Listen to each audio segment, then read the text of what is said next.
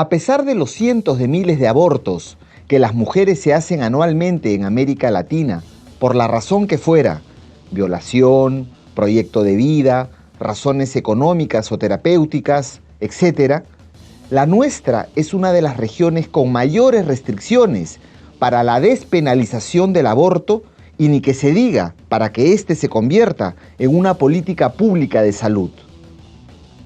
El Perú es un caso mayúsculo en este contexto con 300.000 abortos al año aproximadamente.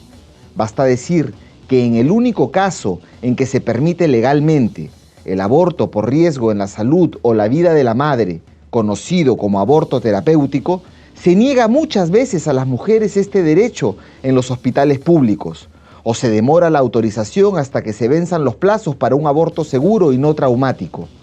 Incluso cuando se les autoriza la interrupción del embarazo, se hace estigmatizándolas y señalándolas.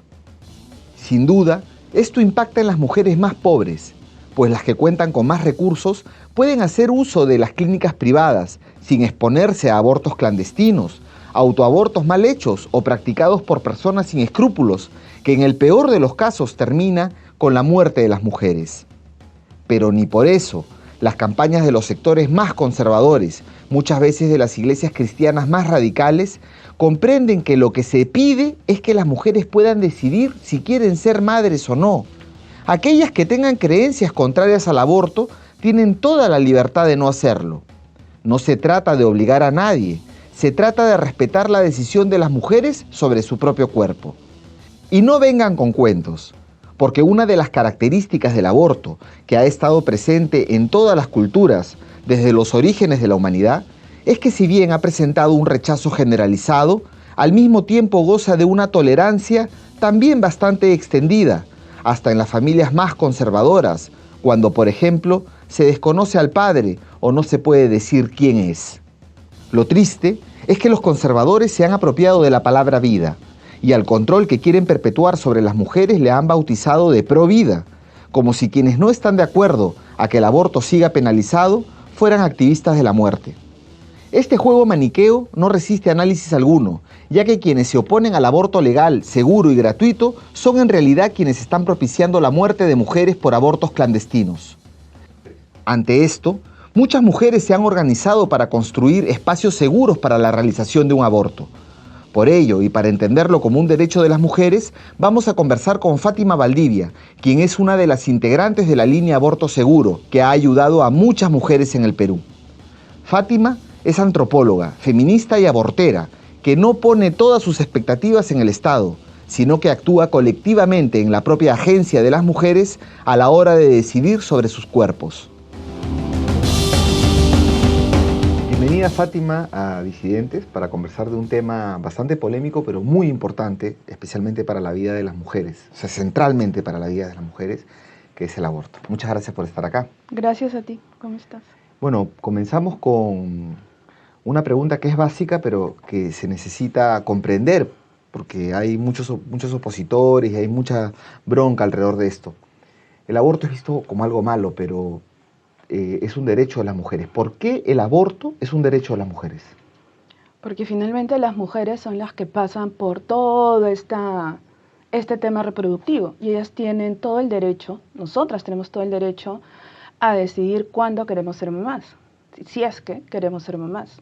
Entonces, el aborto es un derecho en el sentido de que las mujeres tenemos todo el derecho a decidir cuándo queremos ser mamás y cómo queremos ser mamás, a qué edad queremos ser mamás, en qué circunstancias queremos ser mamás y si es que lo queremos ser.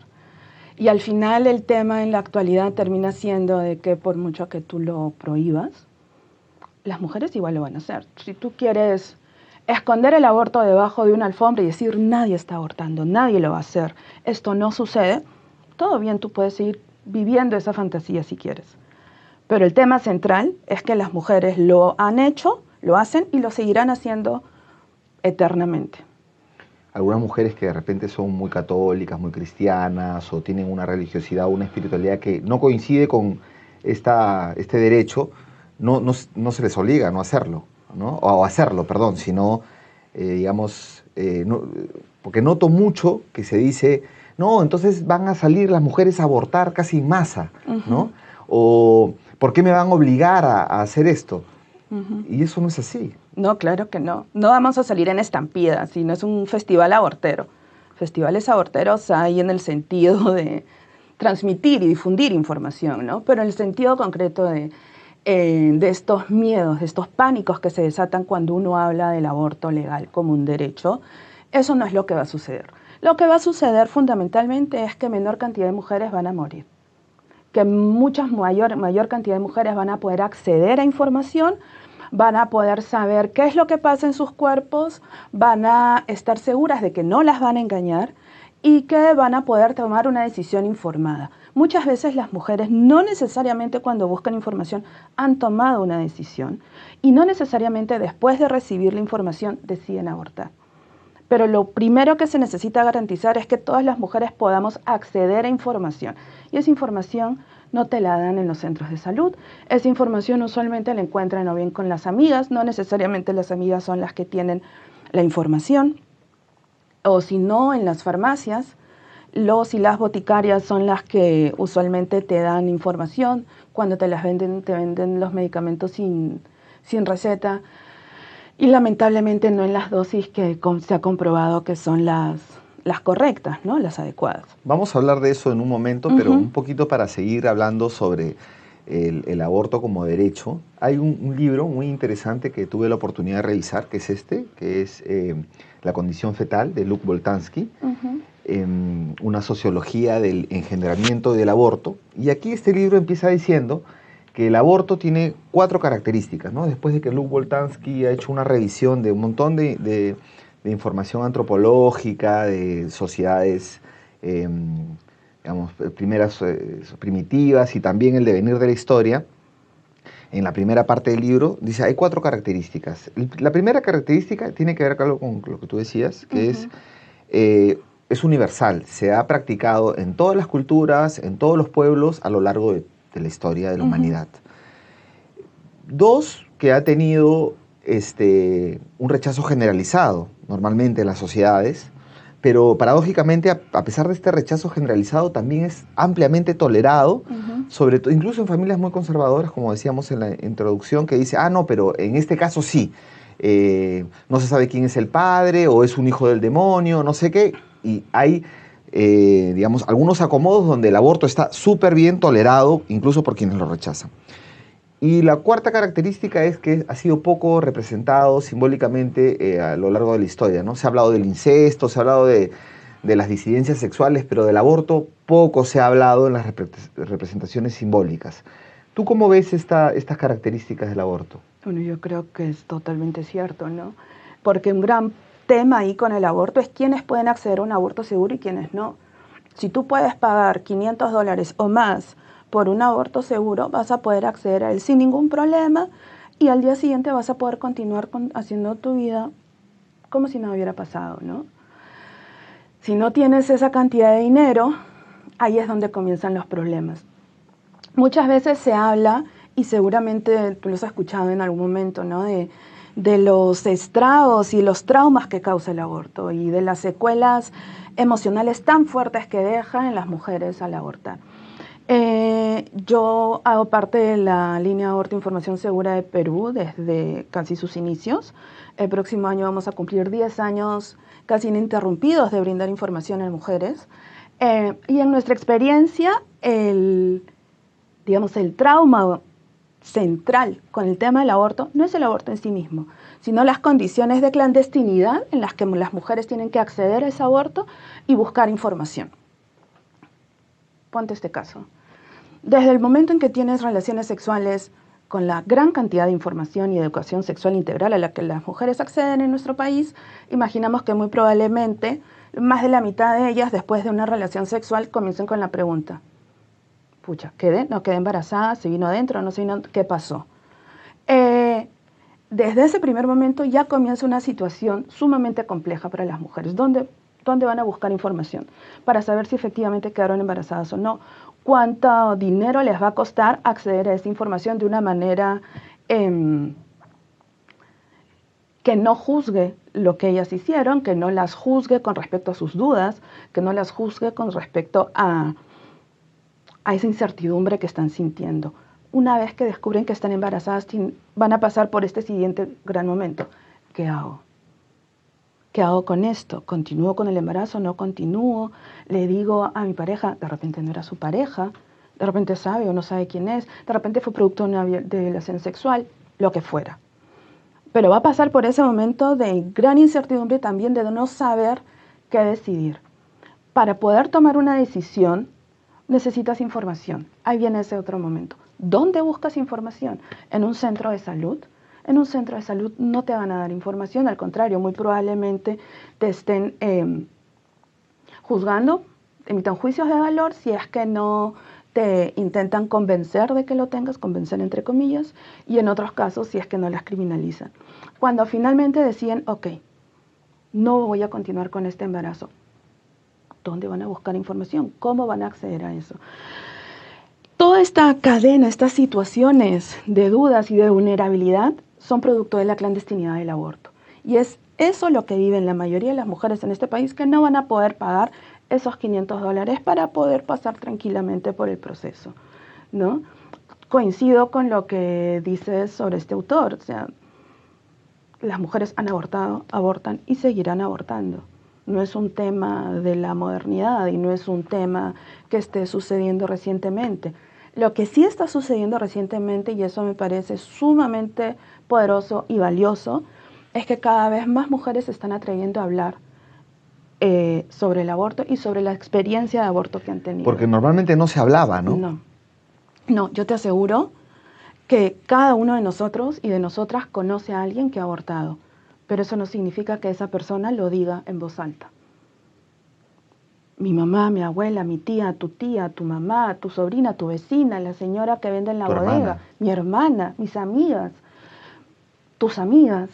Es decir, todas las mujeres con las cuales nos conectamos en nuestra vida cotidiana, la mayoría de ellas, o algunas de ellas, ok, para no generalizar si no quieren, ha pasado por una situación de aborto, pero no lo van a decir. Y no lo van a decir, uno, porque puede que no, básicamente no les dé la gana; dos, porque van a recibir un montón de sanciones y de estigma alrededor; tres, porque se sienten solas en ese proceso. Y eso es justamente lo valioso y poderoso de esto que está sucediendo ahora, ¿no? Y yo creo que mucho tienen que ver también estos feminismos jóvenes, bien transgresores, que están saliendo sin ningún roche y sin ningún pudor a hablar y a sacar del closet el aborto.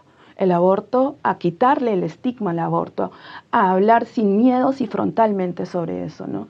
Hace unos días las compañeras de Serena Morena sacaron justamente un video corto sobre eso, y a mí me parece que mientras más experiencias de esas hayan y se difundan, muchísimo mejor, ¿no?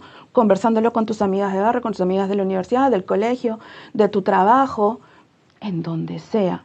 Comenzar a hablar de eso, porque esa es una manera también de comenzar a enfrentar todos los mitos que hay alrededor del aborto, y sobre todo los mitos que hay alrededor del aborto con misoprostol, ¿no? Vamos a hablar de misoprostol en un ratito. Solo decirte, bueno, has colocado un montón de temas, y en el tema este de las mujeres, bueno, están comenzando a hablar en una región, en un subcontinente, en América Latina, donde hay muchas resistencias.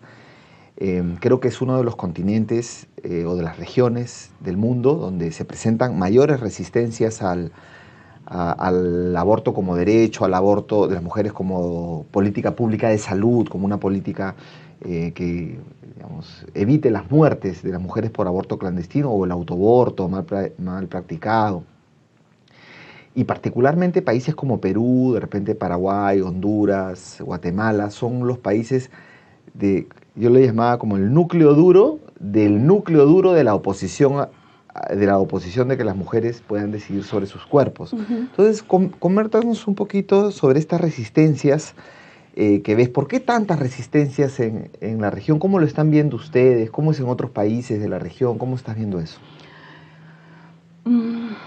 Es interesante porque yo creo que muchas de las restricciones legales, digamos, ¿no? Porque no son restricciones en la vida real, porque las mujeres lo siguen haciendo, pero las restricciones legales en torno al aborto son un mensaje muy claro de cuál es la posición que tiene una sociedad y un Estado con respecto a sus mujeres, con respecto al control que tiene sobre ellas, sobre la forma en que toman decisiones, sobre su autonomía y sobre sus cuerpos. Porque finalmente los embarazos de ellas, esos son eventuales nuevos ciudadanos. Y son esos ciudadanos los que van a seguir reproduciendo la nación, ¿no es cierto? Entonces, sí creo que muchas de estas restricciones están fuertemente vinculadas a esos posicionamientos desde el Estado con respecto a la capacidad de las mujeres de tomar decisiones sobre sus cuerpos.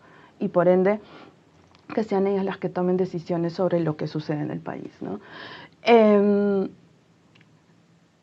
Pero sí quisiera hacer un comentario, ¿no? Hay restricciones, a ver, ¿cómo lo pongo? El Estado, desde nuestra perspectiva como línea, el Estado te tiene que garantizar el acceso a un derecho fundamental. Ese derecho fundamental es tu derecho a tener una maternidad deseada. Si sales embarazada y decides continuar con ese embarazo, qué bacán que el Estado te ofrezca absolutamente todo lo necesario para que puedas llevarlo a cabo y que lo hagas en buenas condiciones. Pero si cuando descubres que estás embarazada decides que no quieres continuar con ese embarazo, el Estado debería garantizarte también ese acceso. Es un derecho desde nuestro punto de vista como línea fundamental. Pero ¿qué sucede? Según como nosotras lo vemos también, el Estado no necesariamente va a garantizar que tú accedas de una manera, ¿cómo decirlo?, sin obstáculos. ¿Qué es lo que estamos viendo, por ejemplo, en el caso de Uruguay? En el caso de Uruguay, el aborto es legal. Pero eso no significa que las mujeres no enfrenten una serie de obstáculos para poder acceder a ese aborto legal. En hospitales públicos. En hospitales públicos, exactamente, ¿no? La objeción de conciencia de algunos médicos, la objeción de ideario que manejan bajo esta lógica de que si son centros religiosos, en esos lugares no se puede hacer porque es un tema constitutivo de esa organización, de esa institución, ¿no?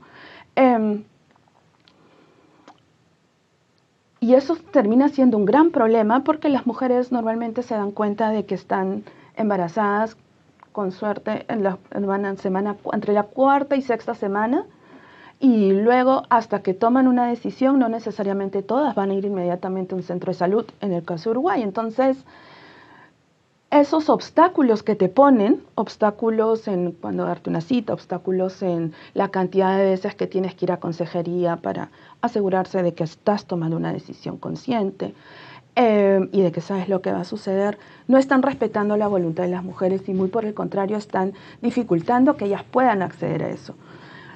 Regresando a tu pregunta entonces, hay una serie de restricciones legales sumamente fuertes sobre las decisiones que toman las mujeres, por supuesto. Pero esas restricciones se dan en aquellos lugares donde el aborto es legal y en aquellos lugares en donde no. En aquellos lugares donde no es legal, claramente las restricciones, la criminalización es altísima, ¿no? Que es el caso que vimos hace poco de esta mujer que había tenido un aborto espontáneo, había ido a un hospital, le habían acusado de aborto y la metieron presa, básicamente, ¿no? Para hacer la historia corta. Y después de mucho tiempo ella por fin ha salido libre. Qué fuerte. Qué fuerte eso y también lo que cuentas de incluso en países como Uruguay, donde el aborto, digamos, está despenalizado y es una política pública, igual están estos legados de política pública conservadores y muchos hombres también son los abanderados del antiaborto, ¿no? Para comenzar, la Curia, acá en el Perú el cardenal Cipriani y otros más que son laicos consagrados, muchos hombres o doctores, ¿no? Eminentes supuestamente que quieren y que mandan mensajes como ¿para qué te acuestas pues? Hubieras pensado antes, ¿no? Como si la sexualidad de los hombres fuera muy pensada y muy controlada. Sobre todo. ¿No? Entonces, este tipo de cosas configura también unas campañas que tienen como imágenes, ¿no? Cuando se habla de aborto en los medios de comunicación, están hablando de aborto y están pasando imágenes de un embarazo y una ecografía de un bebito, casi de un feto que ya está a punto de nacer, como si como si las mujeres abortaran faltando un día para dar a luz, ¿no? Como que, o sea, no es bien maniqueo todo esto. Además, se han apropiado de la palabra vida, y esto Rita Segato decía que es un sinsentido, pero que ha sido una estrategia retórica muy efectiva. Se han aprovechado de esta palabra cuando más bien lo que están haciendo estos sectores es que mueran mujeres por aborto clandestino. Entonces no son tan pro vida, son más bien pro muerte de las mujeres. Yo prefiero llamarlas conservadores antiderechos, ¿no? Porque toda la estrategia política que llevan a cabo justamente está yendo en contra de los derechos de las mujeres para poder tomar una decisión informada y que el Estado les brinde ese acceso, ¿no? Ahora, en el caso de Línea Aborto Seguro, para entrar, que es una alternativa, digamos, para las mujeres en el Perú, que debería ser incluso más conocida y tal, pero han avanzado un montón desde lo que yo veo, es una alternativa más vinculada a la agencia de las propias mujeres, ¿no? Es como decir, no me apoyas, el Estado no me da, bueno, no estoy pidiendo papá Estado, sino nosotras mismas. Es lo que entiendo de la apuesta. ¿Qué significa eso en términos políticos? Bueno, cuando la línea nació en mayo del 2009, 2010, ya me estoy olvidando ya, básicamente la apuesta era una cachetada contra toda la hipocresía que hay en el Perú para hablar sobre aborto. Te doy un ejemplo. Cuando nacimos como línea, una de las estrategias que tuvimos fue pegar unos carteles. Entonces, me imagino que en la calle has visto pegados en las veredas, en las paredes, en los postes, un montón de carteles que dicen atraso menstrual, con Z, un montón. Y nuestra estrategia fue, ok, hablemos, saquemos el aborto del closet, hablemos abiertamente sobre él, nombrémoslo como tal. Y lo que hicimos fue pegar un montón de carteles con el número que estaba en vigencia en ese momento y con información, con el link a nuestra página web, al lado justamente de esos carteles de atraso menstrual.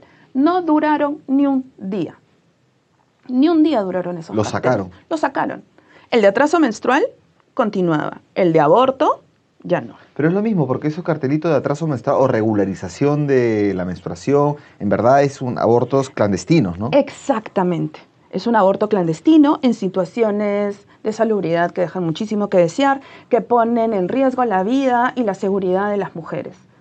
Y nosotros lo que estábamos poniendo básicamente no era un experimento, pero al final fue como una estrategia y resultó muy ilustrativo de cómo se maneja de manera sumamente hipócrita todo este tema del aborto en el país.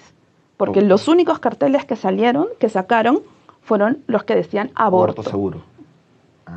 No los de atraso menstrual, ¿no? Entonces, ciertamente es un tema de hipocresía. Y entonces dijimos, ok, vamos a hablar abiertamente sobre esto, ¿no? Cuando nosotras comenzamos con este proyecto, aquí en el Perú no se hablaba abiertamente sobre el aborto con medicamentos. El aborto con medicamentos no es nuevo, el aborto con medicamentos no es un tema que nosotras hemos traído como un tema de vanguardia que nadie más lo hablaba. No, se hacían, las mujeres lo conocían, algunos médicos también lo conocían, pero no se hablaba abiertamente sobre esto. Entonces, la posición de la línea siempre fue, en primer lugar, sacarlo del closet. Hay que hablar públicamente sobre aborto y decirlo con todas sus letras, aborto. Si quieres usar atraso menstrual, de nuevo, si quieren ustedes vivir en la fantasía, bien, pero lo real es que las mujeres abortan, les guste o no les guste. 2, para que una mujer pueda tomar una decisión necesita información. Entonces, lo que hicimos como línea, y luego te cuento del contexto más regional, lo que hicimos como línea fue coger toda esta información de la Organización Mundial de la Salud y de otras instancias globales y regionales que trabajan el tema de aborto y trasladarlo a un lenguaje mucho más accesible, simple, que yo lo pueda entender, que mis compañeras lo puedan entender, que una mujer que llama a la línea lo pueda entender y que ellas también, si eventualmente lo quieren comentar, no les resulte sumamente complicado. Ese fue lo segundo. Las mujeres tienen derecho a acceder a esa información de manera segura, de manera gratuita. Hay que democratizar el acceso a esa información. El tercer gran punto que pusimos ahí es que esa información no tiene por qué costar. Una de las grandes limitaciones para las mujeres, para que las mujeres accedan a un aborto, es el tema económico. Claro. Y entonces dijimos, no, ni hablar. O sea, la información que vamos a brindar, nosotros no cobramos por esa información, nunca hemos cobrado. Y además es, en la medida de lo posible, gratuita, en el sentido que nosotras hacemos las llamadas, les devolvemos las llamadas, mejor dicho, cuando nos lo piden, ¿no? Entonces, esa fue la estrategia inicial. Y acá sí quisiera hacer una precisión importante. La línea Aborto Información Segura, que nació en el 2010 en el Perú, no es la única iniciativa que hay. La línea Aborto Información Segura que nació en el Perú fue, si mal no recuerdo, la tercera o cuarta línea que nació en la región. En la época en que nosotros nacimos, en esos tiempos, estaba en Ecuador, había una línea de información, en Perú, en Chile, en Argentina, en Uruguay también. Y ahorita en la actualidad otra estrategia sumamente importante para compartir y brindar información son las redes de acompañamiento. Están las redes de acompañamiento en Colombia, está en Ecuador, está la de Perú, que es Serena Morena, está la de Chile, están las de Argentina. Entonces, las mujeres ya no están solas en este proceso cuando tienen que buscar información y acceder a un aborto con medicamentos. El misoprostol les ha permitido a ellas poder abrirse de esta tutela médica, ¿no? Porque ese es otro gran tema. Cuando las mujeres buscan información, se acercan a un personal de salud, un personal médico. El personal médico lamentablemente siempre se va a poner en su posición de autoridad médica para dialogar con ellas. ¿Qué significa que se ponga en esta posición vertical de autoridad médica? Uno, los términos que va a utilizar son básicamente irreproducibles. Si algunas de ellas probablemente lo entienden y lo retengan, otras no. Y en una situación de angustia y de vulnerabilidad tan alta como la que siente una mujer cuando está buscando información para abortar, es mucho peor eso. En segundo lugar, sorprendentemente, muchos médicos no conocen la dosis, con lo cual la dosis que es de 12 pastillas que da la Organización Mundial de la Salud no es la dosis que van a dar los médicos, no es la vía de administración que van a dar los médicos, y entonces eso las va a poner en una situación de desventaja, ¿no? Y otra cosa que me parece importante precisar también, es que tanto las líneas telefónicas como las redes de acompañamiento a nivel global, pero me interesa enfocarme a nivel regional, lo que están planteando es un aborto feminista. Y eso es fundamental diferenciarlo con el resto de otros, creo yo, espacios más de corte médico que están también, se dieron cuenta de que este tema es importante, de que es una muy buena alternativa para que las mujeres puedan acceder a abortos seguros, y también lo están trabajando. Pero un aborto feminista finalmente desmedicaliza el proceso, democratiza la información y permite, y en el caso sobre todo de las redes de acompañamiento, acompaña a las mujeres en esos procesos, en un proceso de aborto, para que no se sientan inseguras, para que sientan que están acompañadas, para que puedan resolver todas las dudas que tengan en el proceso, en el momento, cuando está sucediendo, ¿no? Qué interesante esto, porque sí has descrito la apuesta política de estas alternativas, digamos, que no esperan que el Estado resuelva, que se basan en una organización colectiva, que cuestionan la verticalidad médica y que plantean un aborto en unas condiciones de solidaridad entre mujeres y de acompañamiento en un proceso que, de lo que me está quedando claro, es que lo que tú me dices es muy complejo para las mujeres, que es todo un proceso de una toma de decisión por la razón que fuera, ¿no? Por la razón que fuera, pero que ella ha decidido,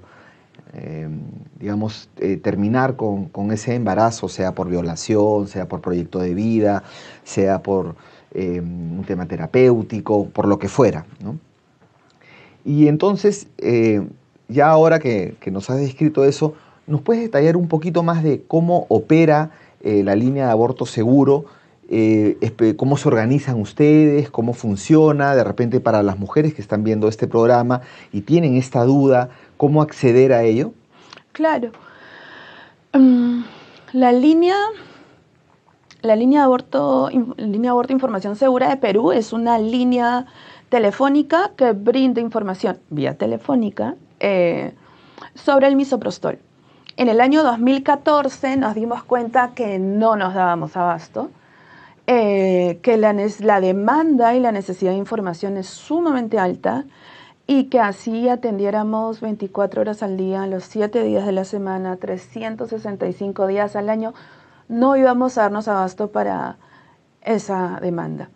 Por ende, en el año 2014 publicamos un libro, el libro se llama Hablemos de aborto y misoprostol, que obviamente es de libre descarga, cualquier persona que quiera acceder a esa información lo puede descargar, y tiene la información que dan, básicamente la información que damos durante la llamada. ¿De qué link lo descargan? En la página web está, infoabortosegura.com. Abortoinfosegura.com, perdón. También nos pueden encontrar en Facebook, Línea Aborto Segura. Se me fue la idea. Es un libro que lo pueden descargar desde en la página web de la línea está el enlace. Es un libro que da información sobre de todo lo que hablamos durante las llamadas y me parece importante precisar algunas cosas sobre el trabajo de la línea. 1. No damos información a varones. Me atrevo a decir que el 60% de los mensajes que recibimos vía Facebook son de varones. No damos información a varones y es un tema político. Porque por muy progresista que sea esa pareja y que esté queriendo acompañar ese proceso de las mujeres, por un lado creemos que son las mujeres las que tienen que apropiarse de eso, que tienen que conocer todo lo que va a suceder. 2, nosotras no sabemos si esa persona le está obligando o no a las mujeres a abortar. No sabemos si la mujer que va a pasar por esa situación es una persona está acompañada de una persona violenta, de una persona que la ha secuestrado, de una persona que la está amenazando. Por ende, no les damos la información. Ciertamente no darle no significa que no lo pasen, pero si podemos aminorar las probabilidades de que la mujer que está recibiendo, la persona que está recibiendo esa información sea coactada o obligada a abortar, vamos a hacerlo, ¿no? Lo segundo, tenemos horarios de atención.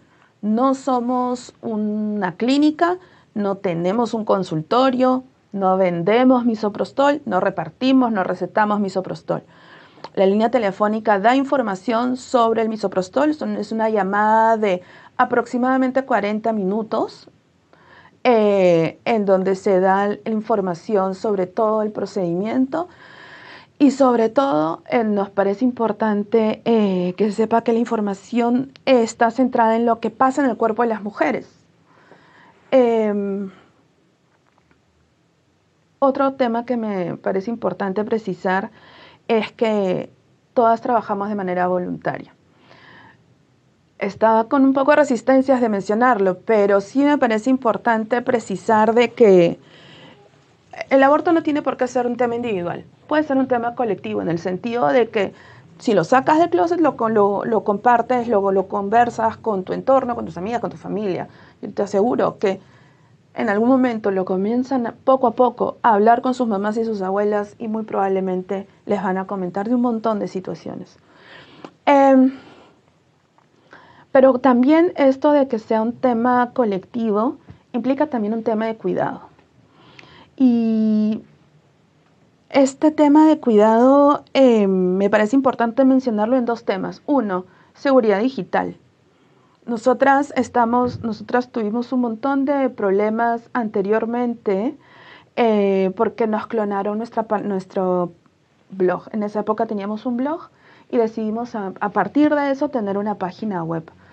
Pero los que nos clonaron el blog no fueron estos grupos antiderechos que sí nos metieron 2 o 3 procesos legales que se archivaron. Sino, más bien, fueron esos consultorios médicos clandestinos. Entonces, sí es importante tener en cuenta el tema de la seguridad digital porque digamos que nos enfrentamos a varios frentes, ¿no? No es solamente estos grupos antiderechos que están en contra de las capacidades de las mujeres para tomar decisiones sobre sus vidas y sus cuerpos. Son los que quieren lucrar también. Sí, exactamente, son los que quieren lucrar. Y eso es importante nombrarlo y es importante incorporarlo en nuestro análisis de contexto y por ende tener mucho cuidado y en todo caso las mujeres en términos de seguridad digital, ¿no? Y lo otro que sí me parece importante precisar también es que no es un servicio. El capitalismo nos ha llevado a pensar de que todo es un servicio y si no me das un servicio te pongo un mal puntaje y ya está, ¿no? Como pésimo servicio Twitter, igual. No, la línea aborto información segura no es un servicio. La línea aborto información segura es un esfuerzo político colectivo feminista. Por ende, a las 3 de la mañana no vamos a responder tu mensaje porque dormimos. Los feriados, si atendemos, avisamos y si no atendemos, avisamos también. Y unas, ¿cómo decirlo? Un poco de solidaridad y amabilidad en este proceso de construcción colectiva es importante, ¿no? Sacarnos el chip un poco de voy a hacer mi denuncia Indecopi por mal servicio y colocarnos el chip más bien de esto es un proceso que construimos colectivamente como movimiento. Y por ende tratarnos de la misma manera, que me parece importante, ¿no? Que es algo que lo veo en el caso de nosotras como Línea Aborto Información Segura de Perú, pero lo veo en el caso de un montón de compañeras de diferentes lugares, ¿no? Que es todo un tema. Muy, muy interesante esta alternativa que realmente les da una posibilidad ante la desesperación de muchas mujeres. ¿Nos puedes explicar un poquito, ya que has hablado bastante de misoprostol y mucha gente se preguntará qué es el misoprostol y cómo funciona un poquito? ¿Nos puedes hablar de eso? Puedo hablarlo en términos como muy generales, porque justamente nuestra apuesta por un aborto feminista es que las mujeres tengan la información completa. O sea, es muy fácil para mí sentarme aquí y hablar abiertamente de las dosis, pero no lo voy a hacer porque nosotras consideramos que un aborto feminista implica que las mujeres sepan todo. Es decir, qué contraindicaciones hay, quienes pueden usarlo, quienes no. ¿Cuándo se usa, no? Cuando se usa, vías de administración, dosis, cada cuánto tiempo, qué van a sentir en su cuerpo, porque eso es muy importante. ¿Cuánto cuesta también, no? ¿De dónde lo venden? ¿Qué van a sentir? ¿Qué vas a sentir en tu cuerpo? Es súper importante también, ¿no? Teniendo en cuenta que las mujeres no accedemos así como muy libremente y abiertamente a educación sexual integral, es importante que las mujeres sepan qué es lo que va a pasar en su cuerpo. Si van a sangrar, cuánto van a sangrar, qué significa eso, en qué momento es un tema de riesgo, cómo identificar cuándo es un riesgo, cuáles son los riesgos, qué hacer frente a los riesgos. Todo eso es un aborto feminista también. Entonces, nosotras públicamente nunca damos solamente la información de las dosis, ¿no? Pero sí puedo decirles, mencionarles un poco sobre el misoprostol, que es un medicamento que inicialmente se comenzó a usar para las úlceras gástricas, pero de repente las mujeres embarazadas que lo estaban utilizando abortaban. Y esto, a grosso modo lo estoy contando, ¿no? Y esto conllevó una serie de investigaciones que luego dieron cuenta de una dosis a partir de la cual las mujeres pueden acceder a abortos con medicamentos en contrario al aborto quirúrgico, ¿no?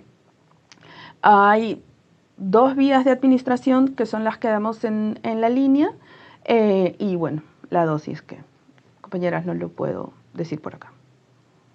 Bien, bueno, qué interesante esto. Hemos conversado bastante, vamos a una última pregunta. Fátima, pues a comenzar a agradecerte de toda esta, no solamente entrevista, sino la apuesta que haces para, digamos, acompañar a muchas mujeres que se encuentran en esta decisión.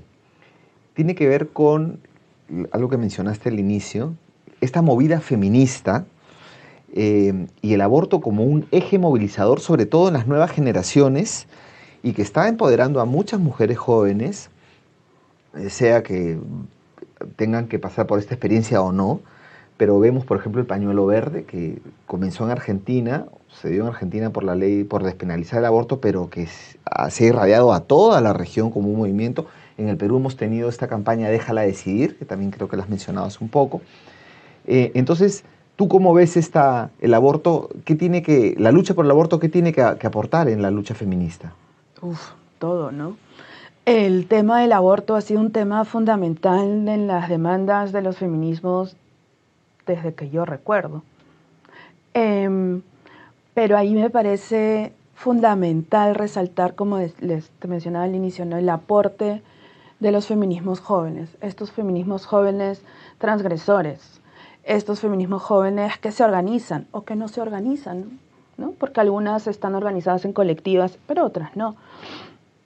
Estos feminismos jóvenes que no tienen miedo a salir a hablar, estos feminismos jóvenes que hablan abiertamente sobre sus procesos de aborto.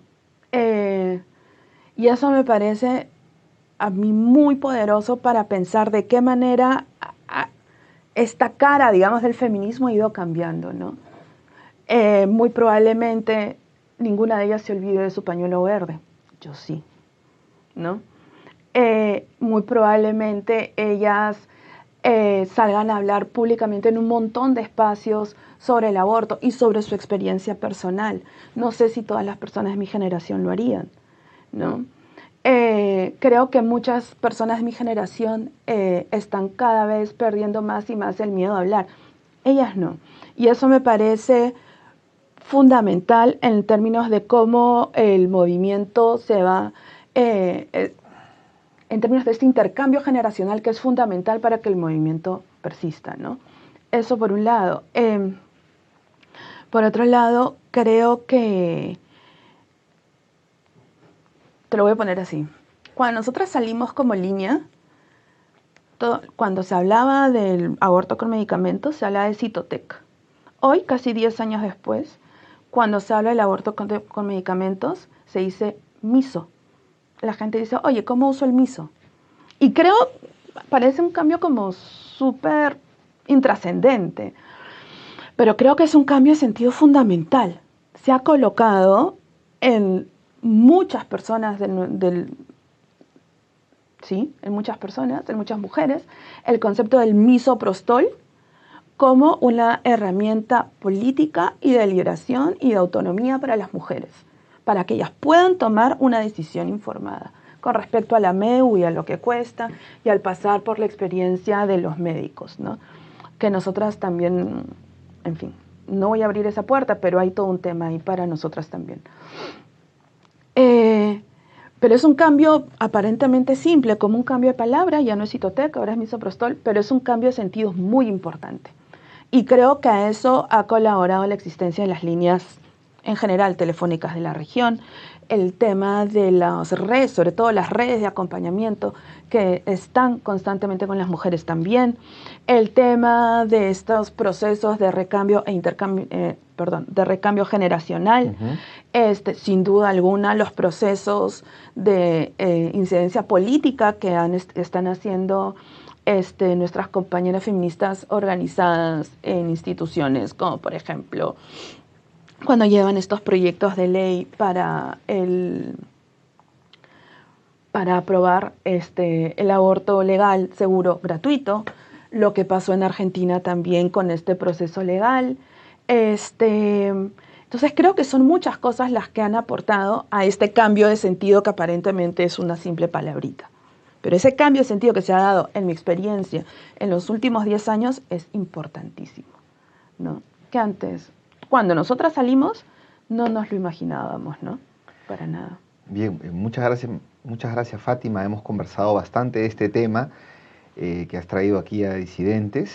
Yo he tratado de acompañar, no lo logro, o sea, no me puedo involucrar mucho porque es una decisión de las mujeres. Yo apoyo a las mujeres que toman esa decisión, que es una decisión difícil, que hay muchos mitos al respecto y creo que los has aclarado todos, ¿no? Te agradezco mucho y bueno, esperemos seguir conversando de estos temas. Gracias. Hay una precisión que quiero hacer última, de verdad. Y es que en todo este tiempo, este momento he estado hablando de mujeres. Y en el caso de la línea en particular, nosotras estamos viendo, estamos en un proceso, es un proceso colectivo, todas las decisiones, digamos, se toman colectivamente. Y hay un tema importante también, ¿no? Toda la información que nosotras hemos dado y brindado y que tenemos hasta ahora siempre ha estado centrada en mujeres cis. Y nos parece importante comenzar a problematizar el tipo de información que estamos dando para personas que tienen la capacidad de gestar hombres trans, transmasculinos, por ejemplo, ¿no?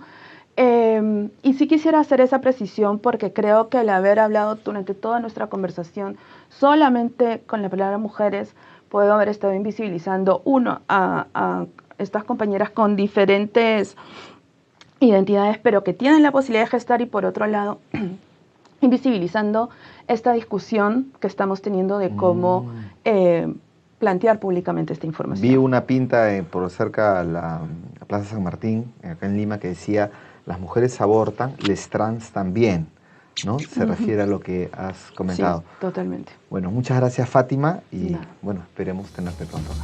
Gracias.